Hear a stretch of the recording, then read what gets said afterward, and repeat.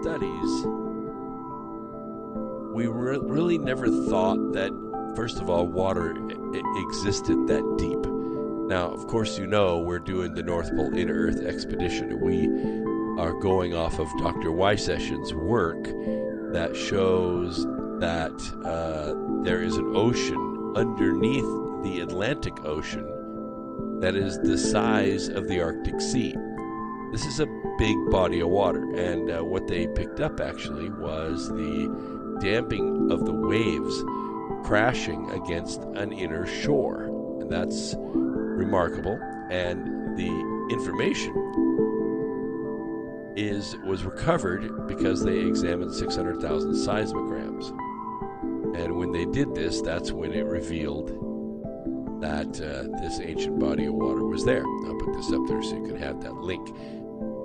If you want to learn more about the North Pole Inner Earth Expedition, that's what NPIEE stands for, you can go to that website, nippy.com, and read all about it. You read about the ship, you can read about the mission, the team, the timetable, everything about it, and you can even get a copy of the business plan if you want. But we're not strangers to the idea that a deep under the crust body of water exists, and we are even open-minded to the idea that if this water exists in liquid form, which it does, that's correct, Brad M, inner earth, then the temperature is right, enough energy is there that it will support life. And now we have this study released by Sherwood Lawler that there's life that could be supported by this in situ sulfate in the groundwater. The wow factor is very high on this one.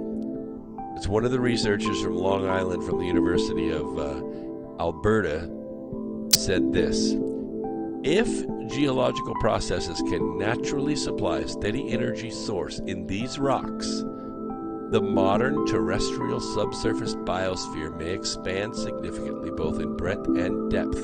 Close quote.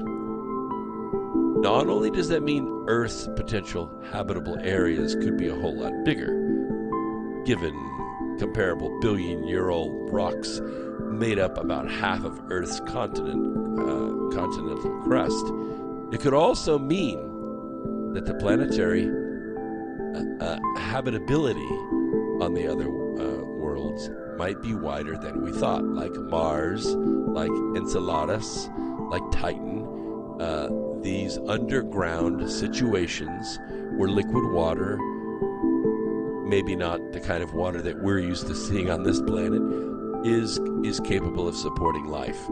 And we're discovering it right here on this Earth. That's why this mission is so important. Because we're going to an area of the Earth that's never been seen before. It's never been explored before. No one's ever taken samples off the bottom before. We're taking 100 of the top scientists around the world, grad students, their equipment, their ideas, their methodologies, and we're going to be collecting data directly from an area that's never been seen before. I have always thought that we're fearless. We are not afraid to go and see. Forget about all the creepy, weird stories that people tell you about how we're crazy because we think the Earth is hollow. Look, it's nothing like flat Earth, okay? The science is really backing this up, and every single month, it seems, another piece of data comes along that supports the idea that life is possible inside planet Earth.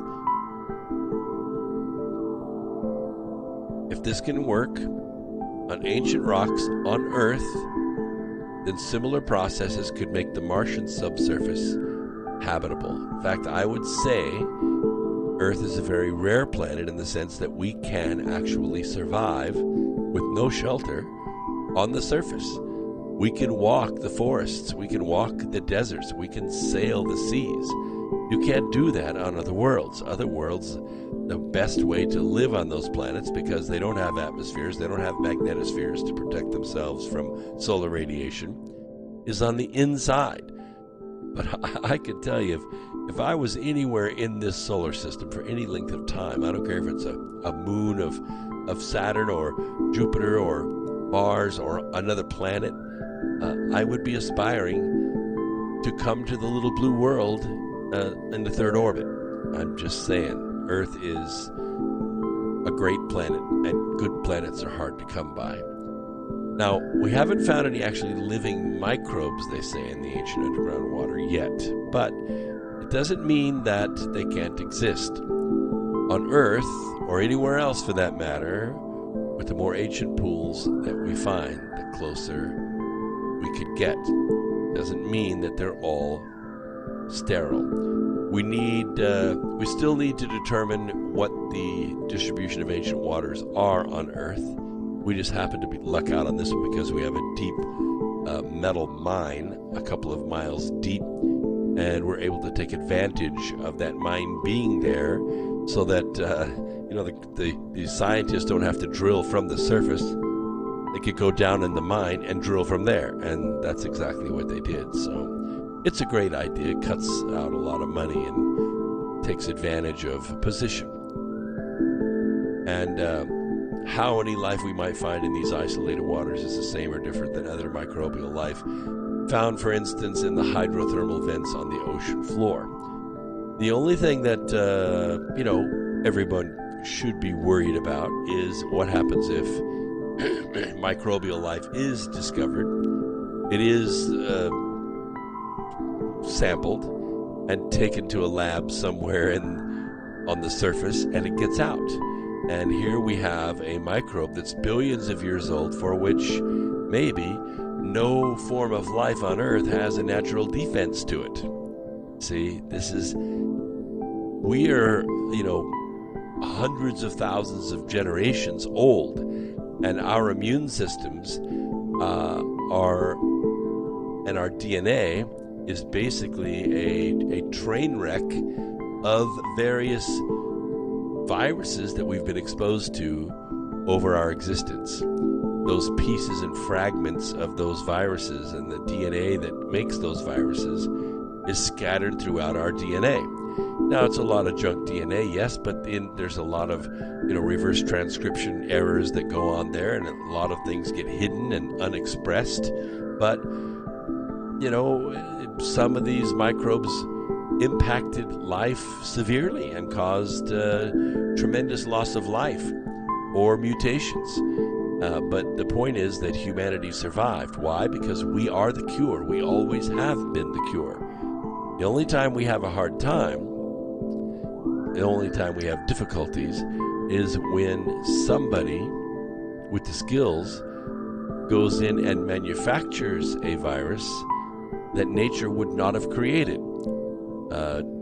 Normally, people can catch the flu from a bird or from a bat or from a pig, but that flu isn't normally transmissible from the person to another person. It has to be altered. It has to be changed in order to make it transmissible.